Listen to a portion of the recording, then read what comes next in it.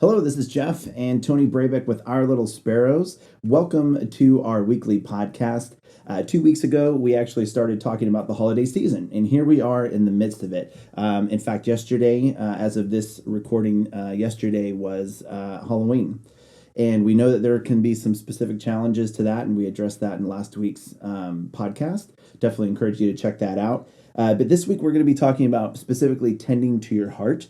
And we have a special author that has a book called Tending to Your Holiday Heart. And we're excited to talk about that and talk about, the holidays and what we need to do to basically be kind and gentle to ourselves. And we recognize through this holiday season that each person's experience is going to be unique. And we're definitely going to talk about that today as well. So stick around. Now, last week, we actually addressed Chrissy Teigen and John Legend's outreach to, the world, really. And I know specifically John had sung his song at the Billboard Awards, so we talked about that. And even Chrissy's initial, response of this is where I'm coming from. And this last week, she actually came out with a lot more in depth, like an essay or blog post. Yeah, she wrote on medium.com about her experience with losing their son, Jack, and she addressed a couple of things. And if you are following social media and some of the other pregnancy and infant loss organizations, you probably may have seen this particular quote shared on social media quite a bit. But it addresses the people that criticized her for sharing so openly and for posting photos so quickly after the loss of their son. And I just need to say that it is such a powerful statement. And I'm just going to read it. I cannot express, this is Chrissy, how little I care that you hate the photos. How little I care that it's something you wouldn't have done. I lived it. I chose to do it. And further on she goes, these photos are only for the people who need them, and the thoughts of others do not matter to me. And it's such a powerful statement. And I think what she's doing is so great for many of us that are grieving in silence. By her being so open, she's allowing other people to know that they can grieve openly as well. Further on in her essay or blog, she writes that she feels bad. I feel bad our grief was so public because I made the joy so public.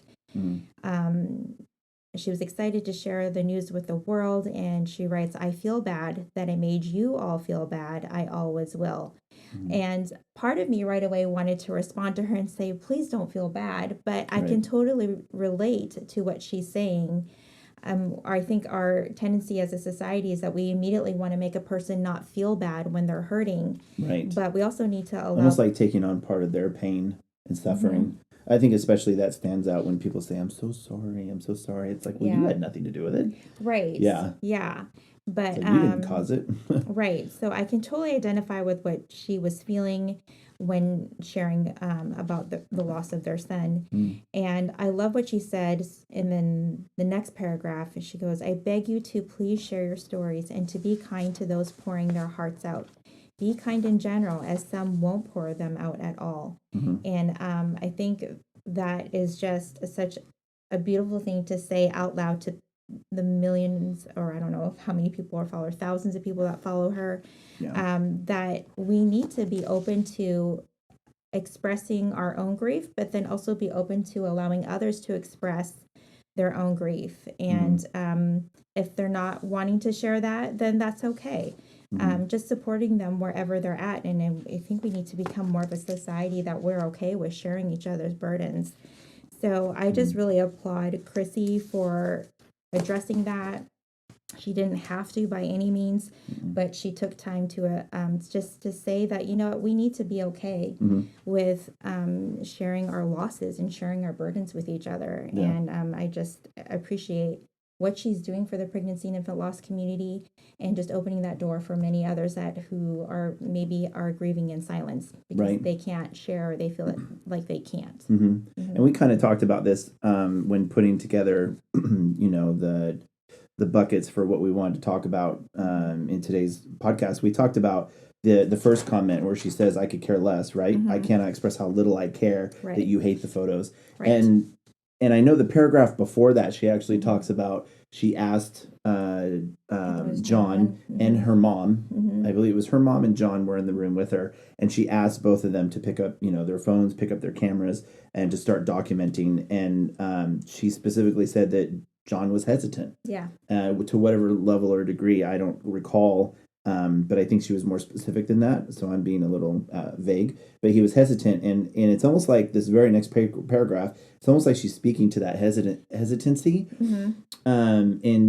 and that could go both ways, right? It could go. She could be speaking directly to John, or not just John, but those like John that are gonna Mhm. feel this way, like that, like not necessarily embracing it right away because they're just uncomfortable Mhm. with it, or it doesn't seem like it's a good idea. Um, and I'll be honest, it brushed me a little bit the wrong way. There's obviously some strong feelings and emotions here, Mhm. and she's like, "I don't give a rat, right? I don't care." But what I like how she put it into context at the end of the day. She said, "This is for people who have lived it and those who Mhm. are curious about it." Yeah. So I mean, at the end of the day, I realize and I understand where she's coming from. It does feel like there's a mix of emotions and feelings, Mhm. as these new experiences are happening with Yeah. them, and not that it's all over the place, but that she's expressing a lot. Right. Um, and then the last thing, just saying that she feels the grief so publicly. Um, she feels bad for our grief being so public, because I made the joy so public. Mhm. So it's like, once you make that announcement that your baby's coming and you tell everyone and you announce it, um, it's hard not to want to go back to them and let them know what happened. Right. And I Yeah. think that's tough, and it can definitely, you can definitely feel like you're putting a downer or a damper Mhm. on other people's lives. But I don't think, at the end of the day, I don't think it is a negative thing No. to share your grief. I I mean, and think, this could go on to a whole other topic right, of whether people, why people wait till the first after the first trimester to announce their right. I think pregnancy. that's where my mind was going Yeah, too. and because miscarriage They had no happens. idea. Yeah, and I think it's just a matter of what, we are excited right now. We are excited that we are pregnant. We are Mm. expecting a baby, and then of course we don't anticipate that we're going to lose the baby. Mm. So when that happens, I mean, there's all Yeah. that mixed emotions, and then of course you're going to Mm. have to let people know. And the last But thing I would say too is I think she really, sorry to cut you off. no, it's okay. Okay. Yeah. But her celebrity, I mean, it's so obvious that she's going to get way more attention, Mhm. positive and otherwise, than any of us would Right. ever receive. So I love how she just normalizes it and says, the worst part is knowing that there's so many women that won't get these moments in the grocery store when people pass them notes or come Mhm. up and say, "We love you," or "We care Yeah. about you."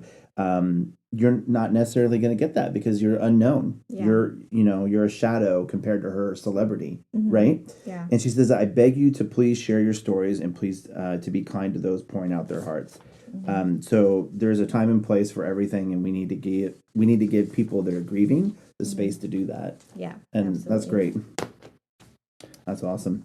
Well, if you guys are getting value out of this, we're so thankful that you're joining us. We would just encourage you to subscribe to our channel. Make sure you ring the bell, and so you get those alerts when new episodes come out. Just remember that if you subscribe to the channel and you give us a thumbs up on episodes, it's going to help to spread the awareness that in the pregnancy and infant loss community that there are resources like ours on YouTube. And it's something that's kind of an unknown, but growing, definitely.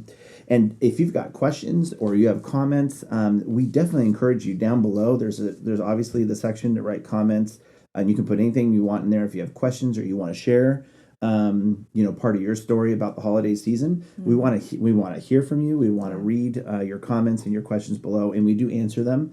We definitely include that in our com- in our community of being on YouTube and wanting to have conversations with parents. Mhm.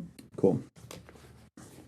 Okay, so getting back to our topic, holidays and baby loss.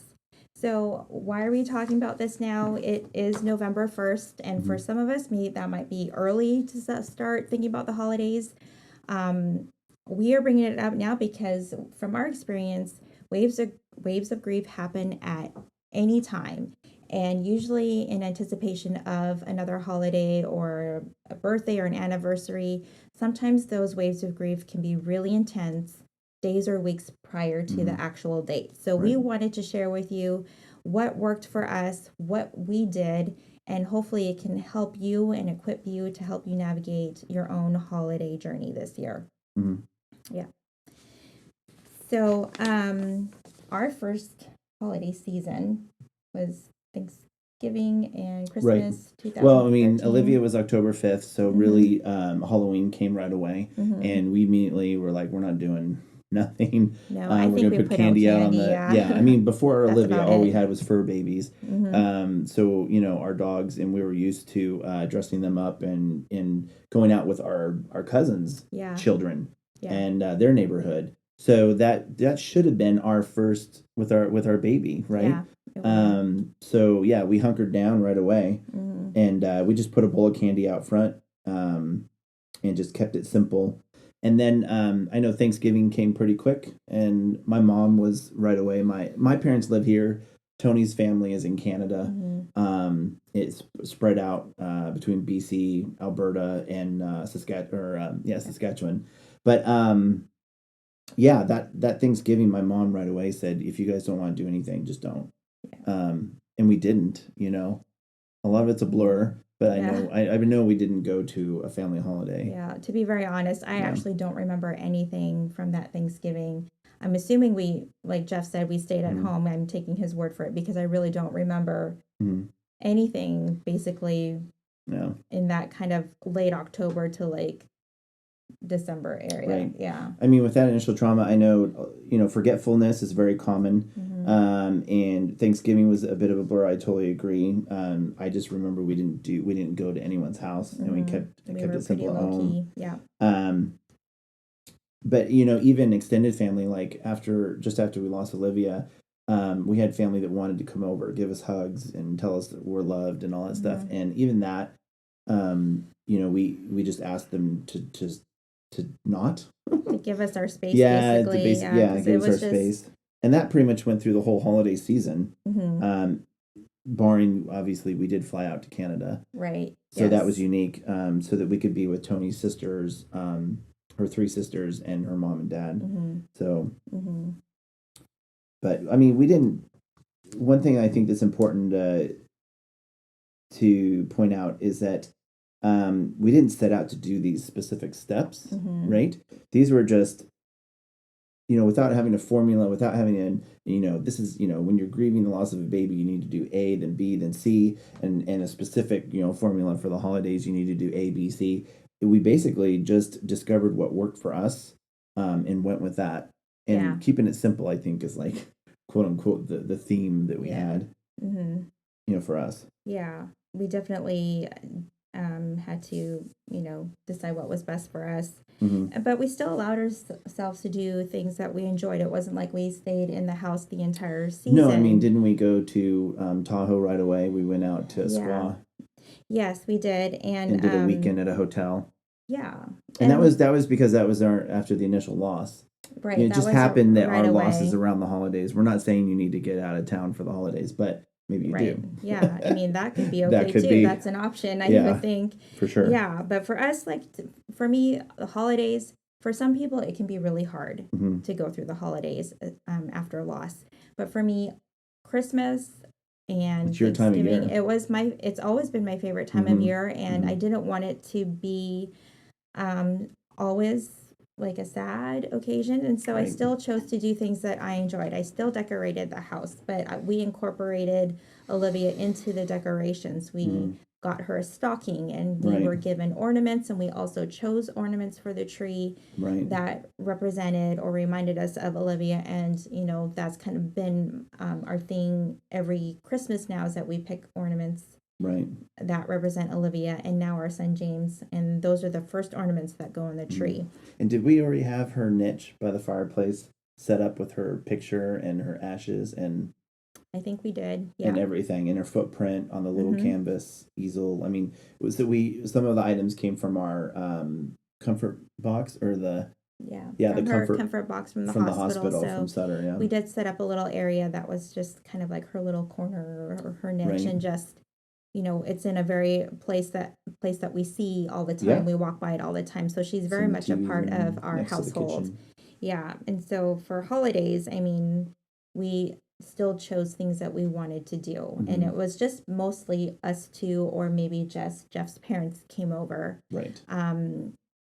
And we visited with them, but we kept it fairly simple.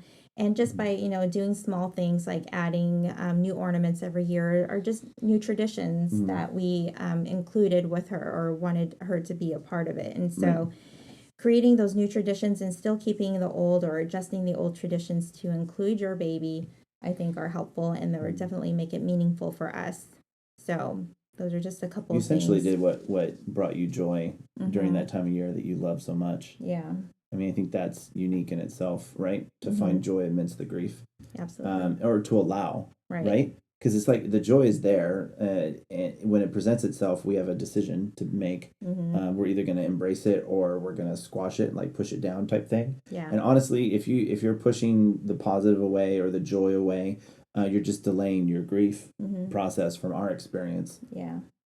so I'd say that. I like your other point, talking about, the first thing is allowing yourself to do what brings you joy, right? The second thing is creating new traditions. And I like that you talked about, the ornaments and hanging those on the tree. Obviously, a new tradition, was her birthday, celebrating her birthday. It's like that's like an automatic, right? Right. But to go above and beyond the birthday and talk about, what do I do during each holiday to represent my child, my baby. I mean, Christmas, I think, is really easy as far as ornaments and stuffing, or hanging the stockings. Yeah. I don't think we stuffed it with anything, but we definitely hung it. Yeah. And her name is painted I painted her name on it. Yeah, exactly. So, yeah. So I think another important thing that we brought up a little earlier when we talked about the initial loss of Olivia, that we created a boundary right away, so that it gave us time to breathe, gave us time to process. I think boundaries are also important during the holidays. I know for us, creating those boundaries was fairly easy, because it was recent, our first loss. It was the holidays thereafter that if we wanted to create any boundaries, we had to be very clear and very open about it. I know, for us, we had 2 Christmases because we went home to Canada. We talked about that earlier too, to be with Tony's family. It was a time that we could enjoy with her family. We did do a small little Christmas thing with my immediate family before we even left town. Yeah. But we kept it very private. And any holiday parties that were happening from either my company or Tony's company, we basically kept it really simple. Yeah. And we didn't go out of our way to be a part of anything, too big and too busy for us. Yeah. So those were natural boundaries that we created. Now, although we initially said we created a boundary for those to come over and say they love us and whatnot, I do remember we did take in care packages. They were dropped off at the door, or my mom would bring it over. So there's ways to, have like these little boundaries to where maybe the person isn't coming over directly and giving you the items, but they're coming through an intermediary, like my mom, right? Right. Yeah. Yeah, I think for me, I needed to be home with my family that Christmas, and so we made it a priority. And it was also kind of like another getaway, you know. I live in a very small town in the middle of Saskatchewan in the prairies, and so it's literally a town of 1,000. It's a town of 1,000, literally. And yet the RCMP, the police have a main spell out. station. But yeah, it was another getaway. And honestly, as much as I do not like living in the cold, living in winter, going home during the winter time is a treat for me. And so we did a lot of walks in the snow. We like to bundle up. Like alone time, but together. Yeah. And it's just, I don't know what it is about hearing the crunch of the snow, or just breathing in that crisp air. It just being outdoors. It just helped me just feel Nature. like, I'm in a different world right now. It's kind of gave me that little mental break. And so we do a lot of that actually, even normally when we go home during the winter. We do a lot Right. of walks. So, But the nice thing about getting out of town in general, and this, I mean, thousands of miles from California to that part of Canada to Edmonton, was that we had no really immediate obligations, to caring for our animals, to taking out the garbage, for the weekly garbage, to anything and everything that you have for those daily obligations, whether you're taking time off for work or nothing or not, there's always something to do around the house. right. So getting out of the country for us and going to Tony's family really created that separation from obligation to anything but just resting. Yeah, I think we definitely did that. Yeah. Over there. I may have rested more than you. Yeah, well, I you got really kind of got sick. So I was like out Yeah. for 3 or 4 days Yeah, of the trip. That was rough. it was a little rough, but Yeah, but I got a lot of sleep. You did. All right. No. Yeah. All right. On to the next. All right. Yep. So we spoke earlier about tending to your holiday heart from a special author, and we're specifically talking about Amy Lands. Yes, we love Amy Lands. Yeah. So just to let you guys know, there's now a resource available that can help you navigate the holidays. In this specific workbook that we're discussing from a series of workbooks is tending to your holiday heart, and that's learning to live with loss, which is really applicable book for this time of year. So it really helps us feel that we're not alone in this. There's no step by step formula, which we love about the workbook. It's more of here's some prompts, here's some ideas that you can do for today. She's got 80 plus different prompts in her workbook. And this gives you the space to explore and do what stands out to you for that day, for that moment, right? So we'll put the link of the book in the description below. And please check out Amy Lands, author. She's on Facebook and Instagram, and she's at Amy Lands, author. And you can also go to her direct website, amylandsauthor.com. Yeah. And just so you know, this is her book. Yeah. And so, yeah, that's Tending to Your Holiday Heart. It's really beautiful. So we hope you check it out. Okay.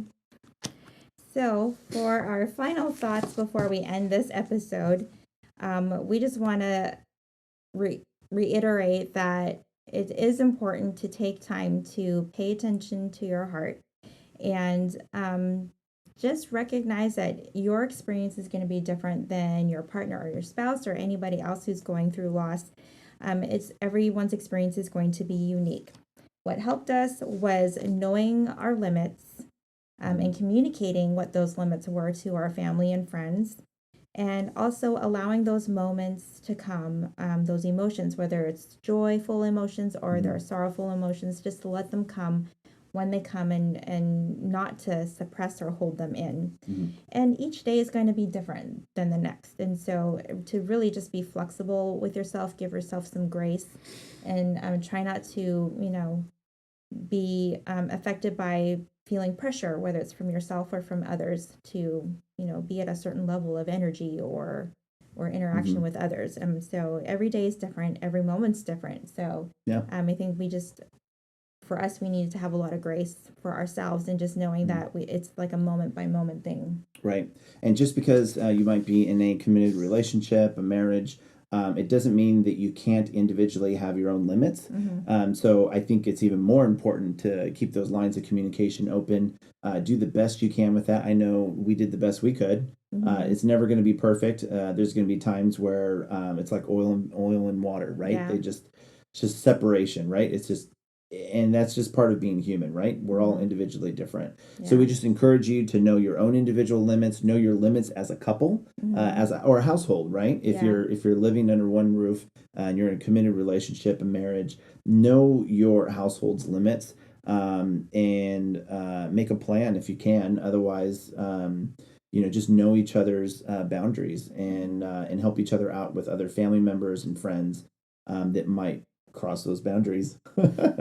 So there you go. Yeah. Well, if you got value out of this episode, we just thank you so much for watching it. Make sure you subscribe to our channel, ring that bell so you get the weekly alerts when we come out with new episodes. And don't forget to give us a thumbs up if you did like this episode or any other episode.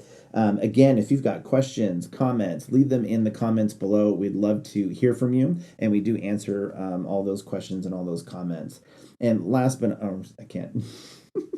We are on Patreon. Tony and I, Tony and I are doing this channel on our own. And so if you would like to support us, we have different levels of support, and you'll see that on there. But for as little as $5 a month, just give us a little support so that we can keep this channel rolling. We greatly appreciate it. And you can find us on Patreon, Our Little Sparrows. And we also have the link to Patreon on our YouTube channel up at the top right-hand corner of our homepage. So definitely check that out. And we'll put the link to Patreon in our description below. So there you go. Great. Now, if you are interested in watching other weekly podcast episodes, go ahead and click or tap on the image above, and you'll access our whole library. We, I believe, are up to 27. This is episode 27. So we have 27 podcast episodes. If you want to dive deeper and go into our pregnancy journey, we do have a grief series. It's from the birth to the death of your baby and beyond, or from diagnosis to the death of your baby and beyond. We do have that playlist as well, and you can click or tap on the link below. Thanks so much. We'll talk to you later. Bye. Bye.